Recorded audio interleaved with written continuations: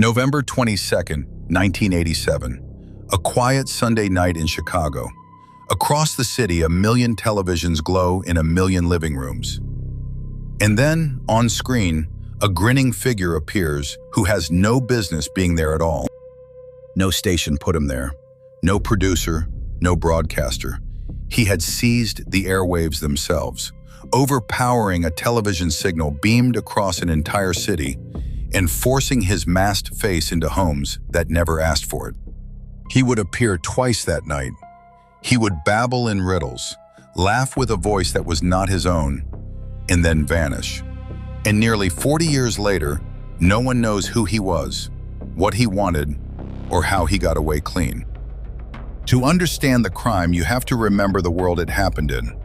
In 1987, there is no internet.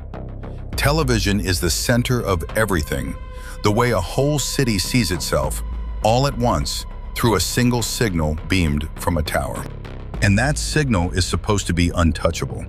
A station sends its broadcast up to a transmitter perched on a skyscraper, which blasts it across the city. To break in, you cannot simply hack a computer. You have to overpower a tower. It is called a broadcast signal intrusion, hijacking the airwaves themselves. It is monstrously difficult. It is a serious federal crime. And on this night, it is about to happen twice. And to understand the mask, you have to know the face. Because in 1987, one of the most famous faces on television is not even human. He is a stuttering, computer-generated man in dark glasses and a sharp suit, a glitching digital personality for a glitching digital age. He is everywhere, selling soft drinks, hosting shows, grinning out of every other commercial. So he is the perfect disguise for someone who wants to become exactly that. A ghost in the machine, a face that means nothing and everything. So on the night of November 22nd, someone pulls on that face. A cheap rubber mask, dark sunglasses, a suit, and they go to war with the Chicago airwaves. The first station they strike is called WGN. And somewhere out in the dark city, hidden equipment hums to life and aims an invisible beam at a tower it was never meant to touch. It is 14 minutes past 9. WGN is airing its nightly news.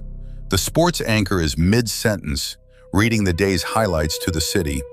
And then, the picture tears. The screen goes black.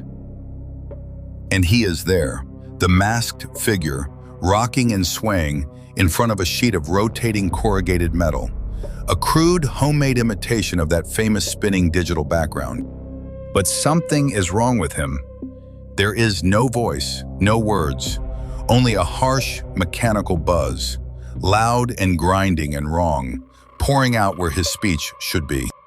For nearly 20 seconds, the masked figure jerks and bobs in eerie, buzzing silence, hijacking a major television station, live, in front of the entire city of Chicago.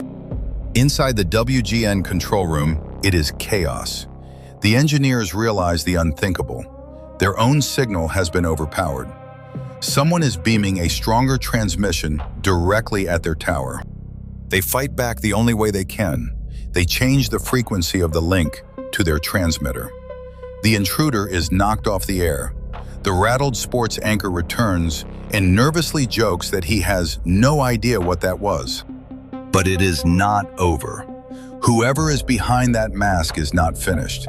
They are simply moving on to a station that cannot fight back. 2 hours later, across the city, a public television station called WTTW is quietly airing an old episode of the British science fiction show Doctor Who to a small, sleepy, late-night audience. And at around 11:15, the show simply vanishes, and the masked man returns. But this time, he has a voice. A distorted, shrieking, laughing voice. And for 90 long seconds, he performs. A broadcast that is part prank, part threat, part fever dream. What he says makes almost no sense. He cackles and hums an old cartoon theme. He mocks a local sportscaster by name. He holds up a can of Pepsi, a sneering jab at the soft drink giant the real Max Headroom famously sold for, and tosses it aside. He jeers about newspaper nerds, a dig at the station whose call letters once stood for the world's greatest newspaper. He pulls on a single glove. He moans and laughs. The clues are specific, local, personal, and utterly baffling. And then it gets stranger still. The scene cuts. The masked man turns away, bends forward, and a second figure dressed as a maid swats at him with a fly swatter as he yelps and laughs. And then, nothing.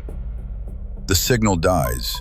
The doctor flickers back as if none of it ever happened. The whole bizarre invasion had lasted about 90 seconds. At WTTW, the engineers had been helpless. Their transmitter sat high atop the Sears Tower, then the tallest building on Earth. And that night, no one was up there. There was no one to flip the switch and fight back. By the time anyone truly understood what had happened, the masked man was already gone, back out into the enormous, anonymous dark of the city. By morning, it is a sensation. But beneath the strangeness is a deeply unsettling fact. Pulling this off was hard. Very, very hard. To override a television tower, the intruders had to aim a microwave transmission more powerful than the station's own, straight at the receiver on the skyscraper, exploiting a quirk of physics where, between two signals, the stronger one simply wins. That meant expensive, specialized equipment, deep, professional knowledge of how broadcasting actually works, and a hidden vantage point with a clear line of sight to the towers, somewhere high above downtown Chicago. The Federal Communications Commission launched an investigation. Hijacking a broadcast was a serious federal crime, punishable by enormous fines and years in prison. And they had clues. They had the footage. They had the voice. They had the strange, specific in-jokes, the sportscaster, the newspaper, the soft drink war. Clues that pointed to someone local, someone who knew Chicago television intimately. And they had nothing. No equipment was ever found. No one ever came forward. No one bragged or slipped or got caught. The trail was cold before it had even begun. The masked man had broken into the minds of 1 million people, performed his 90-second nightmare, and then stepped back into total, perfect anonymity. Decades have passed. The case has never been solved. To this day, no one knows who wore the mask, and it remains one of the only broadcast hijackings in history to go completely unpunished. Theories have come and gone, disgruntled engineers, brilliant hobbyists, a tiny crew of pranksters who simply never told a single soul. People claim to know who did it. No proof has ever held. The clip lives on, passed from screen to screen as a piece of haunted television. A grinning rubber mask, a buzzing void, a laugh with no face behind it. The internet adopted him as one of its very first ghosts. He hijacked the airwaves of an entire city, twice, in a single night, and then disappeared so completely it is almost as if he was never real at all. So the next time your screen flickers and something appears that should not be there, remember the night a man in a mask owned the airwaves and got away clean.